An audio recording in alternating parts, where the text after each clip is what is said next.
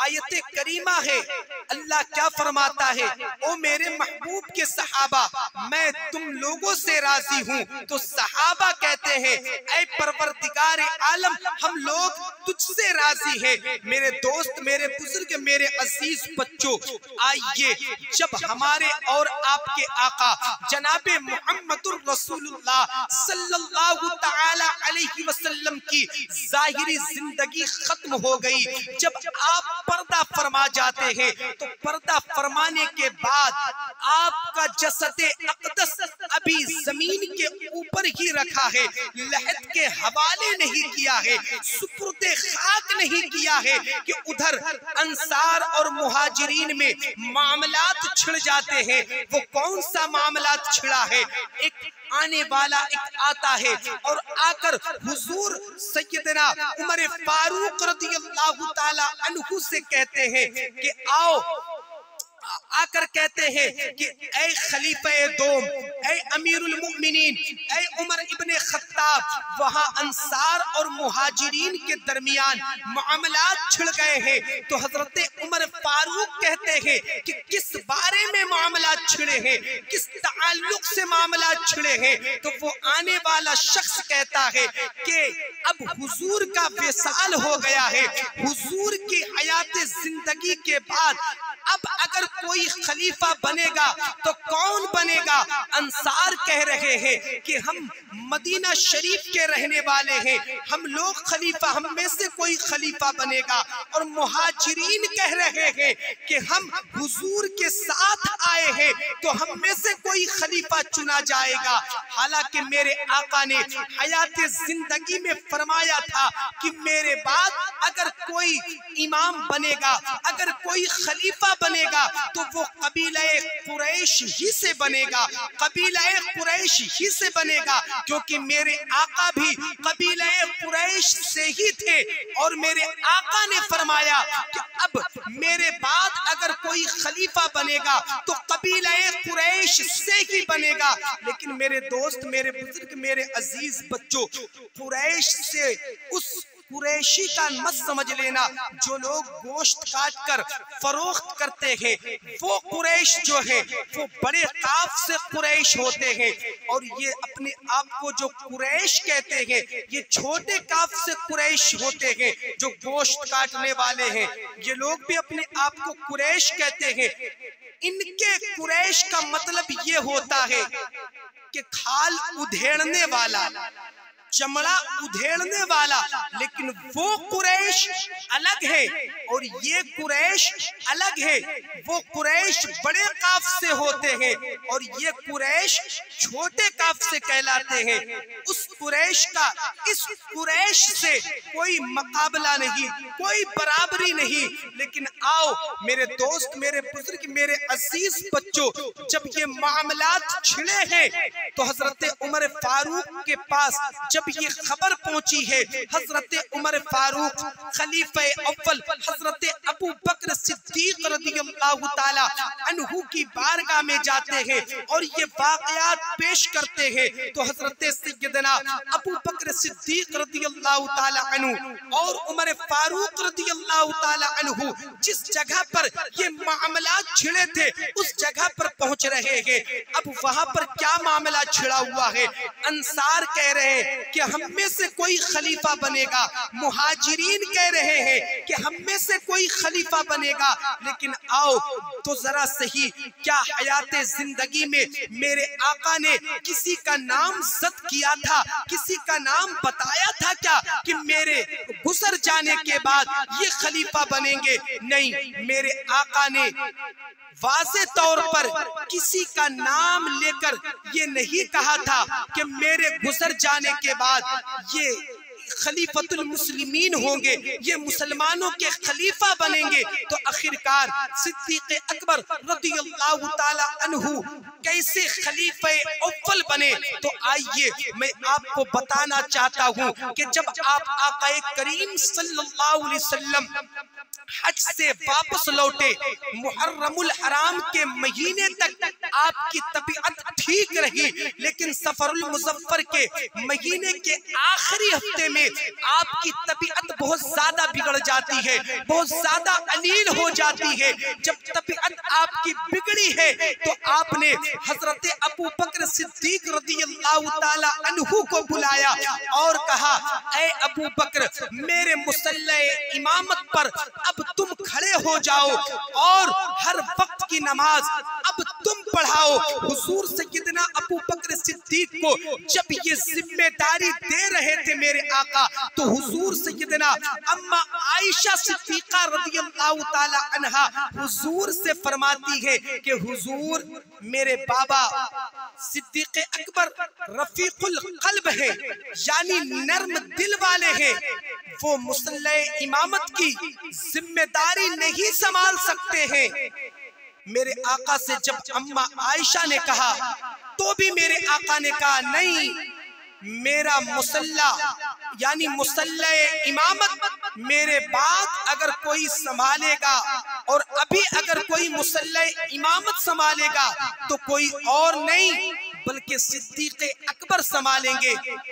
तो तारीख में ये बात आती है कि आप आकाए करीम सल्लल्लाहु तआला अलैहि वसल्लम की हयाते जिंदगी में तकरीबन 15 से 16 वक्त की नमाज मस्जिद नबवी में मुसल्ले इमामत पर हजरत अबू बकर सिद्दीक रज़ियल्लाहु ताला अन्हु ने पढ़ाई है। एक वक्त ऐसा आया कि किसी वक्त आने में हजरत अबू बकर सिद्दीक को ताखिर हो गई नमाज में आने में, तो और तमाम सहाबा ने हजरत उमर फारूक को मुसल्ले इमामत पर खड़ा कर दिया। जब हजरत उमर फारूक रज़ियल्लाहु ताला अन्हु मुसल्ले इमामत पर खड़े हुए तो हजरत उमर फारूक रज़ियल्लाहु ताला अन्हु कहते हैं कि सफ़े दुरुस्त कर ले, सफ़े दुरुस्त कर ले, सफ़े सीधी कर ले।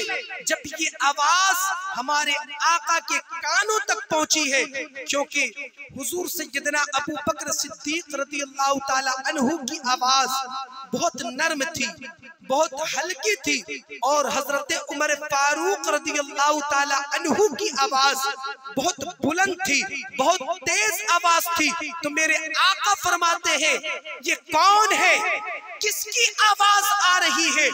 तो किसी सहाबा में से किसी सहाबा ने कहा, हुजूर, ये उमर इब्ने खत्ताब की आवाज है, वो मुसल्ले इमामत पर खड़े हैं। तो मेरे आका कहते हैं, नहीं नहीं नहीं, एक मर्तबा नहीं, 2 मर्तबा नहीं, बल्कि मेरे आका ने 3 मर्तबा कहा, नहीं नहीं नहीं। जब तक के उम्मते मुस्लिमा के दरमियान अबू बकर सिद्दीक मौजूद है, ना तो उसका रब चाहेगा, ना तो उनके रब का महबूब चाहेगा कि मुसल्ले इमामत पर हजरत अबू बकर के अलावा कोई दूसरा खड़ा हो, उन्हें पीछे किया जाए। तो हजरत उमर फारूक रज़ियल्लाहु ताला अन्हु को फिर पीछे किया गया और मुसल्ले इमामत पर फिर हजरत अबू बकर सिद्दीक रज़ियल्लाहु ताला अन्हु को खड़ा किया गया। हजरत अबू बकर सिद्दीक रज़ियल्लाहु ताला अन्हु ने हुजूर की बज़ाहिर हयाते जिंदगी में तकरीबन 15 से 16 वक्त की नमाज पढ़ाई। अब जब अंसार और मुहाजिरीन के दरमियान ये मामलात छिड़ गए थे, तो हजरत उमर फारूक ने कहा कि मैं हजरत अबू बकर सिद्दीक रज़ियल्लाहु ताला अन्हु की बैअत कबूल करता हूँ। उन्होंने इतनी जल्दबाजी क्यों की?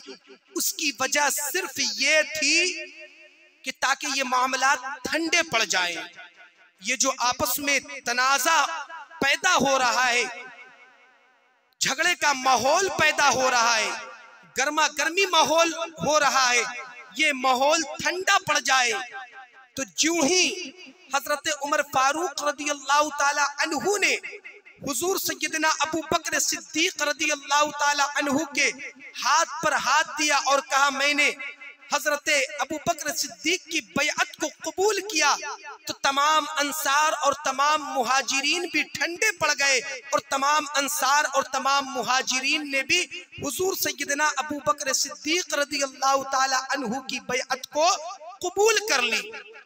उसके बाद जब आप आक़ाए करीम सल्लल्लाहु ताला अलैहि वसल्लम को लहद के हवाले कर दिया गया, यानी सुपुर्दे खाक कर दिया गया, उसके बाद तमाम लोगों को इकट्ठा किया गया। उसमें साद इब्ने अबी वक़ास भी मौजूद थे। हजरत अबू बकर सिद्दीक रज़ियल्लाहु ताला अन्हु फरमाते हैं कि ए साद इब्ने अबी वक़ास, मैं ये चाहता हूं कि आप दीन के मामले में मेरी मदद करें और मैं ये नहीं चाहता हूं कि कोई उम्मते मुस्लिमा में खलफशात पैदा हो, किसी तरह का तनाज़ा हो। तो हजरत साद इब्ने अबी वक़ास ने कहा हजरत अबू बकर सिद्दीक रज़ियल्लाहु ताला अन्हु से कि हुजूर, मैं आपकी बैअत कबूल करता हूँ, मैं आपकी बैअत कबूल करता हूँ। गोया के तमाम सहाबा ने हजरत अबू बकर सिद्दीक रज़ियल्लाहु ताला अन्हु की बैअत को कबूल कर लिया, लेकिन उस मजमे में हजरत अली करमुल्लाह वजहुल करीम नजर नहीं आ रहे थे। तो हजरत अली करमुल्लाह वजहुल, एक तारीख ये मिलती है कि हजरत अली करमुल्लाह वजहुल करीम को बुलाया गया। तो हजरत अली करमुल्लाह वजहुल करीम तशरीफ लाए महफिल में। ये ताज्जुब की बात नहीं थी कि हजरत अली करमुल्लाह वजहुल करीम महफिल में नहीं थे।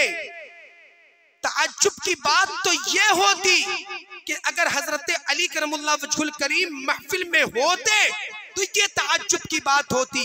उसकी वजह क्या है कि जब हुजूर का विसाल हो गया तो खातून जन्नत सैयदा फातिमातुज़ ज़हरा रज़ियल्लाहु ताला अन्हा पर ऐसे गम के पहाड़ टूटे कि अम्मा आयशा बयान करती है कि अगर हुजूर की बेटी फातिमा का गम किसी पहाड़ पे डाल दिया जाए तो उस गम से पहाड़ भी रेजा रेजा होता हुआ नजर आता। तो इसीलिए जब हुजूर का विसाल हो गया, विसाल से लेकर 6 माह तक हजरत अली करमुल्लाह वजहुल करीम सिर्फ नमाज के लिए मस्जिद नबवी जाते, उसके अलावा न मस्जिद जाते और न दूसरी जगह कहीं जाते। हमा वक्त हजरत फातिमातुज़ ज़हरा रज़ियल्लाहु ताला अन्हा के साथ हुआ करते थे। अच्छा, उसकी वजह क्या है? तो अम्मा आयशा बयान करती है कि मैंने एक मर्तबा हुजूर से पूछा कि हुजूर, आप सबसे ज्यादा मोहब्बत किससे करते हैं?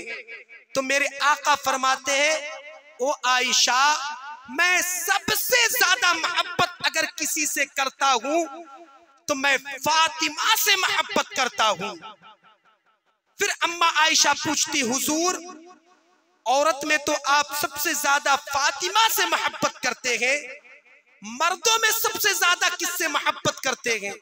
तो मेरे आका फरमाते हैं, ओ आयशा, मैं मर्दों में सबसे ज्यादा अगर किसी से मोहब्बत करता हूं तो वो फातिमा के शौहर से मोहब्बत करता हूं। हालांकि ये भी कह सकते थे कि अली से मोहब्बत करता हूं, ये भी कह सकते थे, मोहब्बत करते थे बेशक, लेकिन ये नहीं कहा कि मैं अली से मोहब्बत करता हूं, बल्कि ये कहा, ओ आयशा, अगर मैं मर्दों में सबसे ज्यादा किसी से मोहब्बत करता हूं तो वो फातिमा के शौहर से मोहब्बत करता हूं। इस बात से पता ये चलता है कि अली की भी मोहब्बत फातिमा की मोहब्बत की वजह से है। तो मेरे दोस्त, मेरे बुजुर्ग, मेरे अजीज बच्चों, जब सबने बैअत कबूल कर ली, हजरत अली रज़ियल्लाहु ताला अन्हु को बुलाया गया। हजरत अली महफिल में आए और हजरत अली कहते हैं कि जिसको हयाते जिंदगी में हुजूर ने आगे कर दिया हो, समझ रहे, मुसल्ले इमामत पर अभी मैंने बताया ना कि तकरीबन हयाते जिंदगी में बज़ाहिर 15 से 16 वक्त की नमाज सिद्दीक़ अकबर ने पढ़ाई। और आपको ये भी मालूम कि एक वक्त में ताखीर हो गई, उमर फारूक को लोगों ने मुसल्ले इमामत पर खड़ा कर दिया। हुजूर की कानों तक जब आवाज गई तो पीछे कर दिया। हुजूर ने कहा नहीं नहीं, जब तक उम्मते मुस्लिमा में अबू बकर सिद्दीक जैसे लोग मौजूद हो, कोई और मुसल्ले इमामत पर मेरे खड़ा नहीं हो सकता। तो हजरत अबू बकर सिद्दीक रदी अल्लाह ताला अन्हु से हजरत अली करमुल्लाह वजहुल करीम कहते हैं कि जिसको हयाते जिंदगी में मेरे आका ने आगे कर दिया हो, उसको कोई और पीछे कैसे कर सकता है। अच्छा, आज कुछ लोग ये कहते हैं कि जब नवासे रसूल ने जामे शहादत नोश किया तो नुबुव्वत, ये शियाओं का कुछ लोगों का मानना है कि नुबुव्वत हजरत अली को मिलनी चाहिए, माज़ल्ला सुम्मा माज़ल्ला। और ये भी कहते हैं कि हजरत अली के साथ धोखा हुआ। धोखा क्या हुआ कि हुजूर सैयदना अबू बकर सिद्दीक खानदान से नहीं है, हजरत उमर फारूक रज़ियल्लाहु ताला अन्हु खानदान से नहीं है, हजरत उस्मान गनी खानदान से नहीं है। फिर इनको अव्वल, उमर फारूक को दोम, हजरत उस्मान गनी को सोम, यानी तीसरा खलीफा क्यों बनाया गया? अगर सबसे पहली खिलाफत मिलनी चाहिए तो हजरत अली को मिलती। अरे हजरत अली को मिल जाती, लेकिन हजरत अली खुद कहने वाले कि जिसको अपनी हयाते जिंदगी में मेरे आका ने आगे बढ़ा दिया हो, उसको कोई दूसरा पीछे कैसे कर सकता। कुछ लोग ने गढ़ा, बहुत बात गढ़ी, मन गढ़त कहानी ऐसी ऐसी बनाई कि हजरत अली को बुलाया।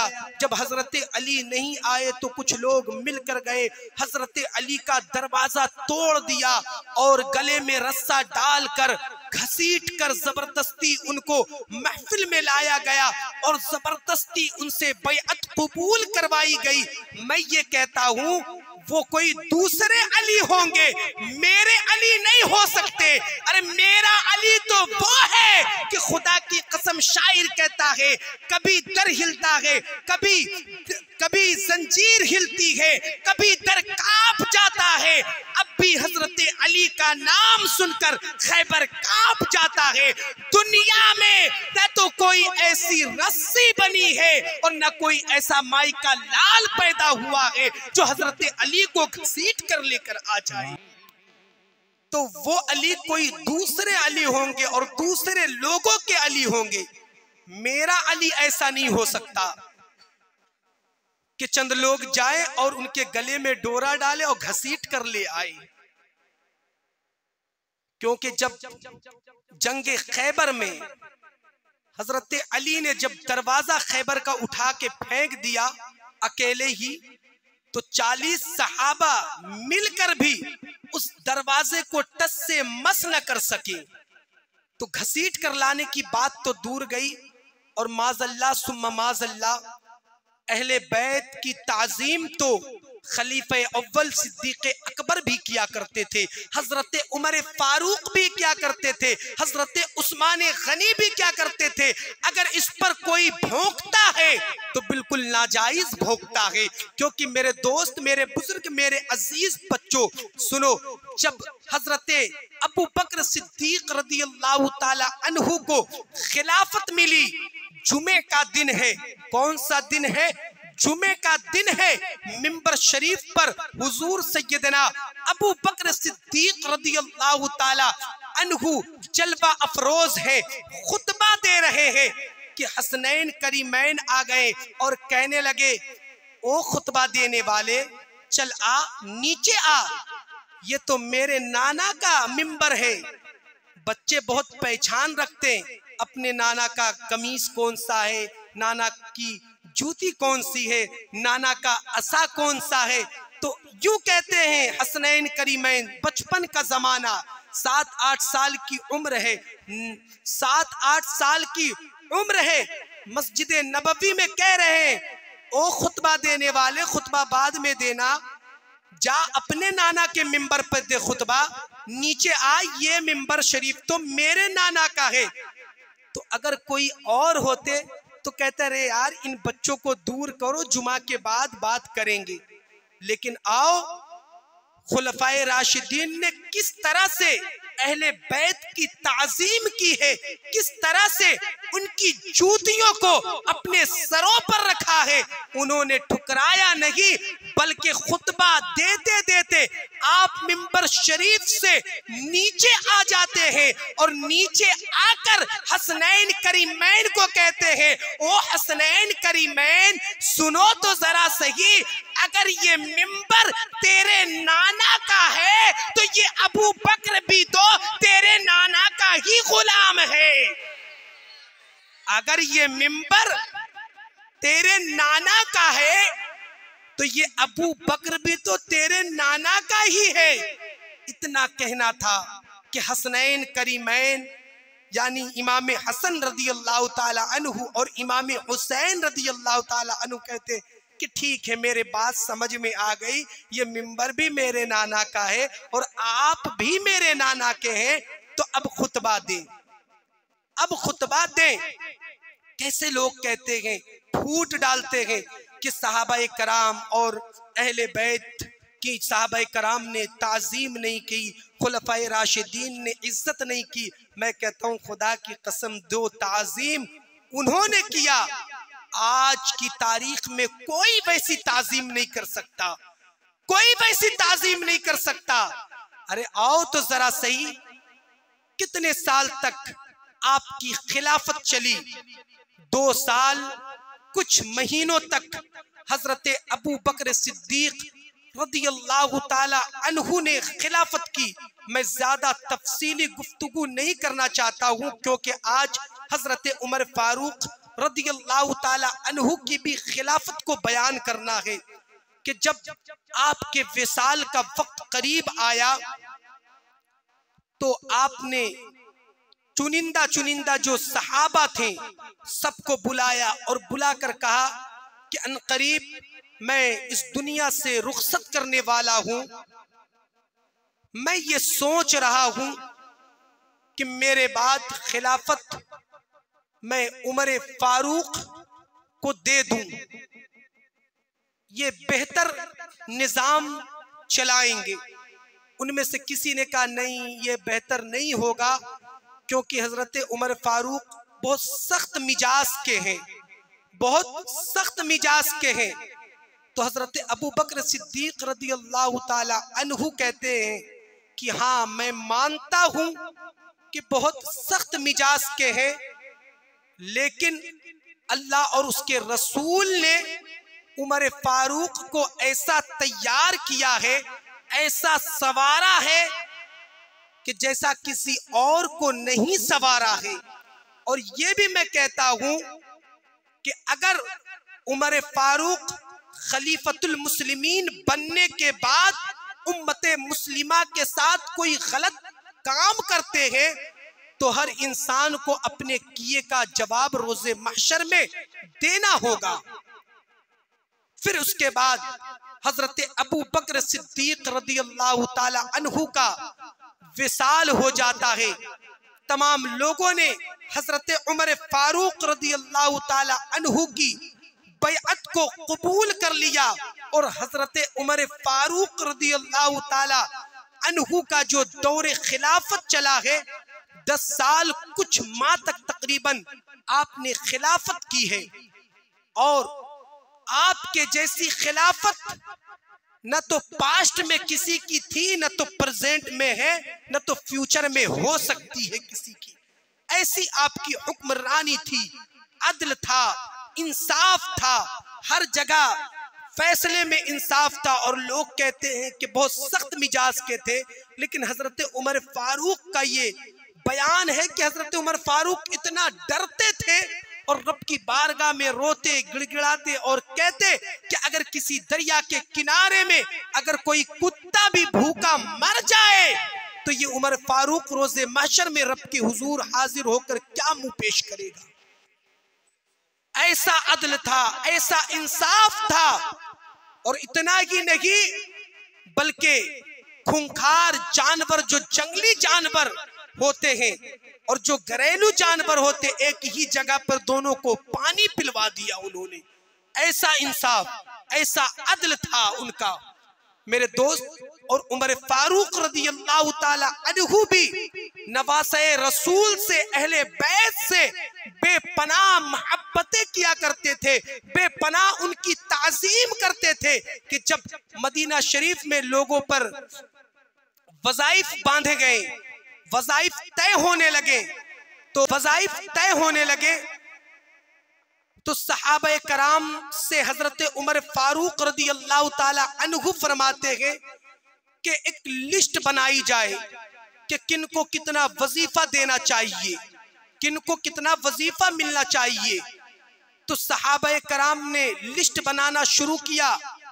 तो सबसे पहले हजरत अबू बकर का नाम लिखने लगे, फिर अशरा मुबश्शरा का नाम लिखने लगे। हजरत उमर फारूक कहते हैं कि नहीं, लिस्ट इस तरह से नहीं बनेगी वजीफे की। तो कहा आप ही बताएं कि किस तरह से लिस्ट को बनाई जाए, तरतीब किस तरह से दी जाए।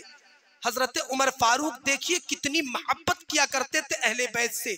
हजरत उमर फारूक कहते हैं कि वज़ाइफ का जो लिस्ट बनेगा वो इस तरह से बनेगा, हुजूर के जो जितना करीब है उनको उतना ज्यादा वजीफा दिया जाएगा, उनको उतना ज्यादा वजीफा दिया जाएगा। तो हजरत उमर फारूक रदियल्लाहु ताला अन्हु सालाना 6000 रुपए वजीफा लेते थे। वो अमीरुल मुमिनीन थे उस वक्त।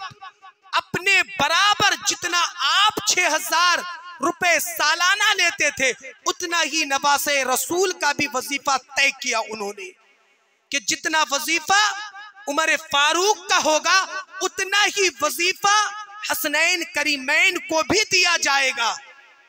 उनके ही बेटे हजरत अब्दुल्ला इब्ने उमर यानी हजरत अब्दुल्ला खड़े हो गए और माले गनीमत का माल तकसीम हो रहा था।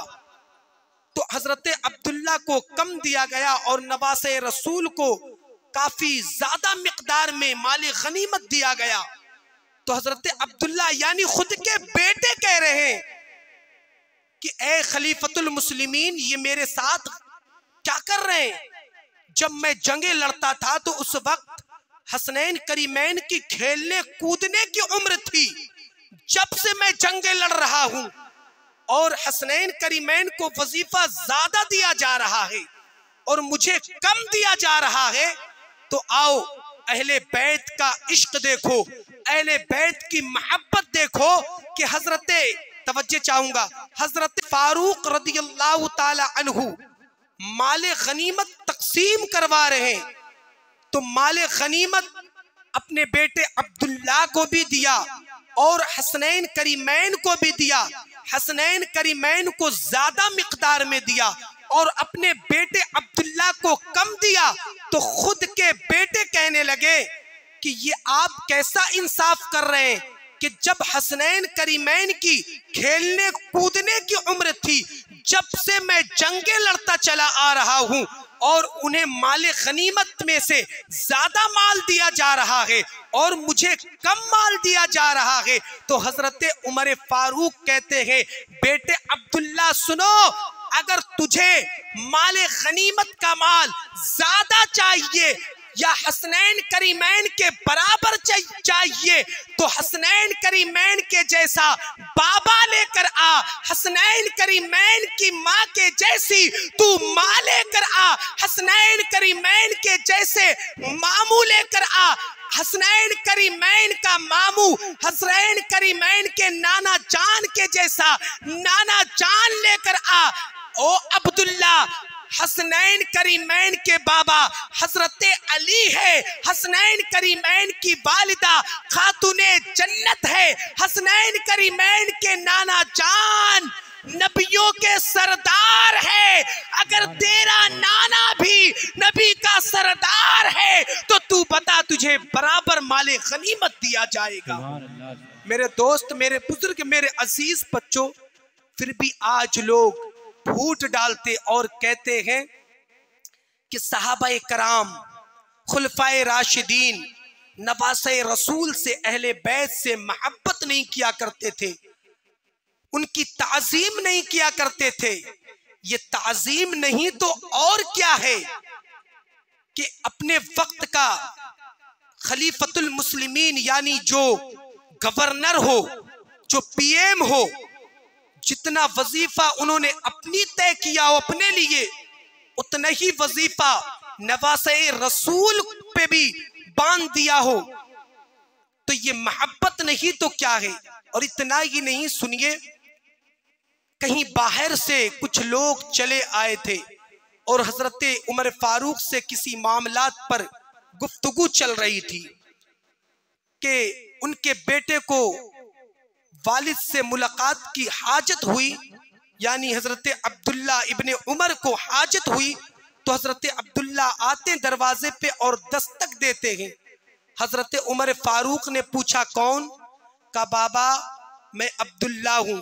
का बेटे अभी दरवाजे पे ही खड़े रहो, जब तक के गुफ्तगू तमाम ना हो जाए तो दरवाजे पे इंतजार करो।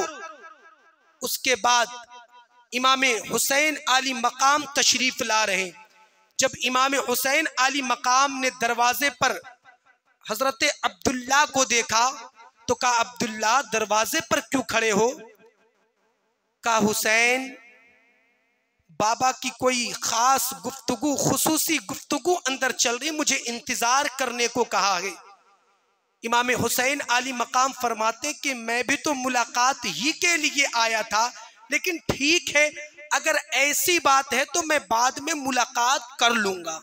हजरत अब्दुल्ला इब्ने उमर कहते हैं कि हुसैन आप तो नवासे रसूल हो ना, आप तो खातूने जन्नत के लख्ते जिगर हो ना, आपकी नानी तो खदीजतुल कुबरा है ना, आपका मुकाबला मुझसे क्या हो सकता है? आपके लिए कोई रोक नहीं है, ये रोक तो मेरे लिए है। अगर आप मुलाकात करना चाहे तो आप बिला झिझक अंदर तशरीफ ले जा सकते हैं। लेकिन इमाम हुसैन आली मकाम ने कहा नहीं, मैं बाद में मुलाकात कर लूंगा। इमाम हुसैन आली मकाम इतना कहकर अपने घर को चले गए। जब गुफ्तगू तमाम हो गई, हजरत उमर फारूक ने कहा अब्दुल्ला कोई और तो नहीं आया था? हजरत अब्दुल्ला इब्ने उमर कहते बाबा जान नवासे रसूल इमाम हुसैन आली मकाम तशरीफ लाए थे, आपसे मुलाकात चाह रहे थे। कह रहे उन्हें रोका क्यों? उन्हें आने देना चाहिए। कहा बाबा मैंने कहा भी कि आप चले जाएं अंदर, लेकिन कहा नहीं नहीं मैं बाद में मुलाकात कर लूंगा। हजरत उमर फारूक वहां से अपने घर को नहीं गए, बल्कि इमाम हुसैन आली मकाम के हुजरे की जानिब आपने सफर शुरू किया। इमाम हुसैन आली मकाम से जाकर मुलाकात करते हैं, दस्तक देते। जब इमाम हुसैन आली मकाम बाहर आते तो आपने अपना अमामा शरीफ उतार कर इमाम हुसैन आली मकाम के कदमों में रख दिया और रख कर इमाम हुसैन आली मकाम से खलीफे दोम कहते हैं ओ हुसैन, ये जो अमामा मिला है, ये जो अमामे के नीचे मेरे सरों पर बाल है, ये भी तो तेरे नाना का सदका है यार। तू क्यों इजाजत लेता है? तुझे तो ऐसे ही बिला झिझक मेरे सामने चले आना चाहिए। ये ताजीम नहीं तो क्या है? ये मोहब्बत नहीं तो क्या है? ये इश्क नहीं तो क्या है? लेकिन आज कुछ लोग लड़ाने के चक्कर में पड़े हैं, कहते कि नवासे रसूल की ताजीम नहीं करते। और एक वो कव्वाली है, वो दमादम जो मस्त कलंदर अलीदा पहला नंबर लोग कहते हैं, इस पे भी लोग लड़ते हैं कि जब हजरत अली आपके चचाजाद भाई हैं, दूसरे दामाद भी हैं, तीसरे इमाम हुसैन इमाम हसन के नौजवान जन्नती सरदार के अब्बा भी हैं। उसके बाद भी खिलाफत अगर किसी को मिलनी चाहिए, खलीफा अव्वल होना चाहिए, तो वो हजरत अली को होना चाहिए। सिद्दीक अकबर को क्यों दे दिया खिलाफत? अरे किसने दिया है खिलाफत? सबके मशवरे से उन्हें खिलाफत मिली। और खुद हजरत अली करमुल्लाह वजहुल करीम कहने वाले कि जिसको नबी ने अपनी हयात जिंदगी में मुसल्ले इमामत पर खड़ा कर दिया हो, आगे कर दिया हो, तो उसे कोई पीछे कैसे कर सकता है? जिसको नबी ने आगे कर दिया हो, उसे कोई और कैसे पीछे कर सकता है? तो मेरे दोस्त, मेरे बुजुर्ग, मेरे अजीज बच्चों, हजरत अबू बकर सिद्दीक रदी अल्लाह ताला अन्हु की खिलाफत तकरीबन कमोबेश 2 साल चंद महीने रही, और हजरत उमर फारूक रदी अल्लाह ताला अन्हु ने 10 साल चंद महीने आपने खिलाफत को अंजाम दिया है। और बहुत ही अदल के साथ, इंसाफ के साथ, मेरे दोस्त, ऐसा इंसाफ था, ऐसा उनका अदल था कि 3 बर्रे आजम पर आपने हुकूमत की है। कैसरो किसरा भी हजरत उमर फारूक के दौरे खिलाफत में कांपते हुए नजर आते थे, तो वो जात किसी और की नहीं है बल्कि हजरत उमर फारूक रदी अल्लाह ताला अन्हु की जाते बाबरकात है। आज 2 खुलफाए राशिदीन की खिलाफत को मैंने बयान कर दिया है। इंशाअल्लाह ताला आने वाले कल में अल्लाह ने चाहा, जिंदगी सलामत रही, तो हजरत उस्मान गनी रदी अल्लाह ताला अन और हजरत अली करमुल्लाह वजहुल करीम के दौरे खिलाफत के बारे में इंशाअल्लाह ताला ये नाचीज लब कुशाई करने की कोशिश करेगा। जो